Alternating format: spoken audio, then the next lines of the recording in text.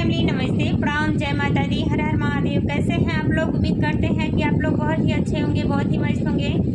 स्वागत है आप सभी का मन्नी मिश्रा के लोकगीत पर। तो मैं आप सबके बीच एक बहुत ही सुंदर, बहुत ही प्यारा जो है बन्नी गीत लेकर के आई हूँ। तो प्लीज़ आप लोग से रिक्वेस्ट है, मेरे वीडियो को फुल वॉच कीजिएगा और अपना प्यार दुलार आशीर्वाद छोटी सिस्टर को भी दीजिएगा। तो चलिए मैं सुनाती हूँ आप सभी को कि बन्नी बन गई दुल्हनिया कैसे सपरी, कि बन्नी बन गई दुल्हनिया कैसे सपरी, कैसे सपरी हो कैसे सपरी, कि बन्नी बन गई दुल्हनिया कैसे सपरी। आजा रोए आजी रोए रोए सब परिवार हो, रोए सब परिवार हो।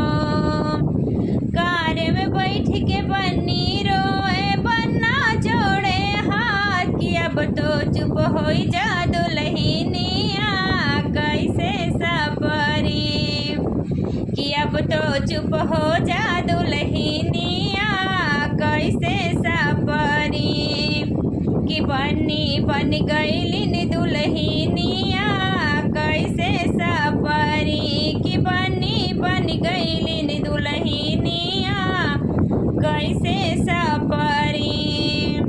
मम्मी रोए पापा रोए रोए सब परिवार हो, रोए सब परिवार हो। मम्मी रोए पापा रोए रोए सब परिवार हो, रोए सब परिवार हो।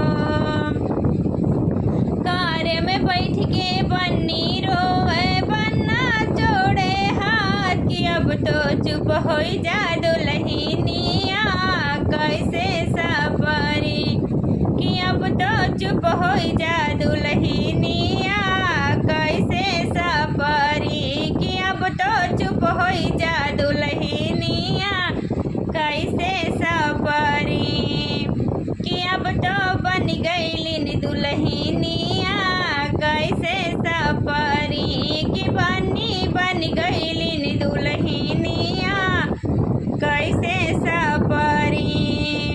भैया रोए भाभी रोए रोए सब परिवार हो, रोए सब परिवार हो। कार में बैठ के बन्नी रोए बन्ना जोड़े हाथ, कि अब तो चुप हो जा दुल्हनिया कैसे सपरी, कि अब तो चुप हो जा दुल्हनिया कैसे सपरी, कि अब तो चुप हो जा दुल्हनिया कैसे सपरी, कि बन्नी बन गई दुल्हनिया कैसे सपरी, कि बन्नी बन गई दुल्हनिया कैसे सपरी। चाचा रोए चाची रोए रोए सब परिवार हो, रोए सब परिवार हो। कार में बैठ के बन्नी रोए बन्ना जोड़े हाथ, कि अब तो चुप हो जा दुल्हनिया कैसे सपरी, कि अब तो चुप हो जा दुल्हनिया कैसे सपरी, कि अब तो चुप हो जा दुल्हनिया कैसे सपरी, कि बन्नी बन गई दुल्हनिया कैसे सपरी, कि बन्नी बन गई दुल्हनिया कैसे सपरी, कैसे सपरी हो कैसे सपरी, कि बन्नी बन गई